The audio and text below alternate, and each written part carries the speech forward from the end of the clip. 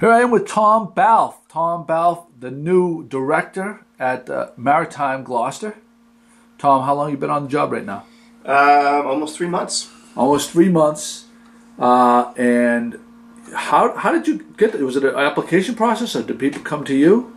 Yeah, when how I Became the director. Became the executive director. So unfortunately, Harriet Webster, the long-standing and fantastic executive director of Maritime Gloucester, passed away last summer. I saw one of the board members at a function last summer over beer and said, geez, I'm assuming at some point you're going to be looking for an executive director, and I'd be really interested in that position. And so submitted my resume of sorts with a focus on being a local kid and knowing Maritime Gloucester and wanting to, thinking I had a lot of skills with respect to environmental issues, teaching, stewardship that would be of value, and commitment to this community that would be of value. So then in the fall there was a process where they asked for applications of people. I forget what the number is, but I think they got 25 to 30 people that submitted a resume, and then there was a interview process, and lo and behold, I fooled them all, and they said, Tom, you're the man that has the array of skills that can work for us. There you go, there you go. Fool them all. I like that line. That was good. Well, since you've been on board, one of the changes that I know, I'm sure there's been a bunch of changes, but one of the changes that I notice is the change from Gloucester Maritime Heritage Center to Maritime Gloucester. What was behind that name change?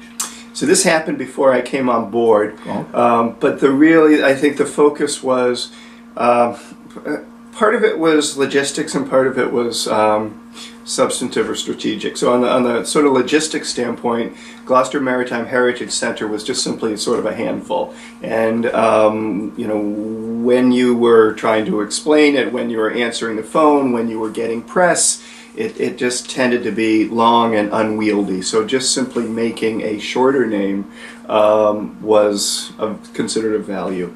I think on the substantive side, I need to emphasize that we're not leaving the heritage. I mean, obviously, that is a part of our site, that is a part of our mission, and of great value to us. But a lot of people simply thought of us as Gloucester Maritime Heritage Center, and more as a museum, and more as sort of simply preserving the past, when in fact increasingly we've done more and more in education, and strategically we're more and more interested in playing sort of a role in the conversation about what the maritime economy of the future will be, so that the rebranding of a Maritime Heritage Center to Maritime Gloucester really also spoke to sort of a renewed focus on a variety of core issues, only one of them being heritage.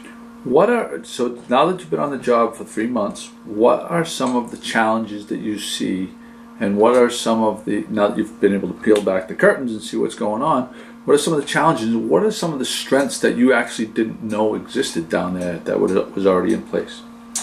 Well, speaking to the challenges first, I mean, I think the challenge is simply one of being, a relatively small, not tiny, but a small nonprofit, and just managing a great array of programs with a limited amount of sort of resources and staff.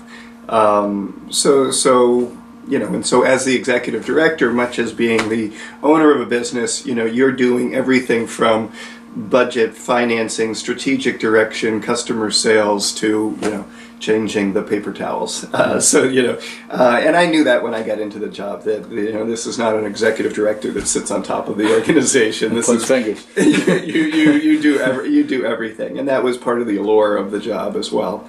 I think from the sort of what I've learned. So I've been a member for a long time. I was relatively inactive, but member of the gig rowing program for a number of years, just so I could say I'm a gig rower, but not actually do it, even though I loved it. It's fantastic. I think one of the things that I've come to realize is what a gem the place is, and how, really, I think, notwithstanding your location here, that it's really one of the great places on Gloucester Harbor, in terms of, if you had either if we're just bringing our youth or kids down to the waterfront, or we have visitors, if there's a location that really speaks to the working waterfront, and yet you get a full picture of the beautiful Gloucester Harbor, because we've got this huge main pier, that it really is just an extraordinary location. And I don't think the site is fully appreciated, just because you can sort of walk through Harbor Loop and not know exactly sort of where to go or what's behind sort of our building. I think the other is that we have a much broader array of programs that we offer the community than is generally known. So even as an example, so in November there was this Maritime Summit at Cruiseport. There was a great conversation about what the maritime economy in Gloucester might look like going forward. And a lot of people are speaking to the point that we need our kids to get marine education, maritime education, and that's happening. It was one of those funny situations where you're trying to raise your hand and say, do you know that every 3rd, 4th, and 5th grader in the Gloucester schools, that we go out to those to the schools, all of the elementary schools, and provide in-class training. Then they come to our site and do work in our classroom, and then they go out on our research vessel. Soon to be, it will be the Ardell, the Harold Burnham schooner. But people don't necessarily know that we are here and that we're offering these courses, or we're in front of their school kids. Amazing programs. Mary Kay does a fantastic job down there. I know. I mean, I don't know that anybody. It's got to be a magnanimous job to get, because there's so much going on down there. It's literally like the curtain. Like, because the building is up on the hill and there's all this stuff going on. It's like a beehive of activity. People really should know about how, the list it's a long list of different programs that happen there. Right. I mean, in the summer, as an example, so we have camps during school breaks as well as during the summer, and we offer an array of field trips. And I think there's 20 different sort of educational modules. So if you're a camp program or a school program or somebody, you can bring whatever, half a dozen to 25 kids down, and we'll walk you through zooplankton, or we'll walk you through invasive species marsh grasses, walk you through the touch tank pocket aquarium. But there's literally about 20 different programs, educational classes that we offer.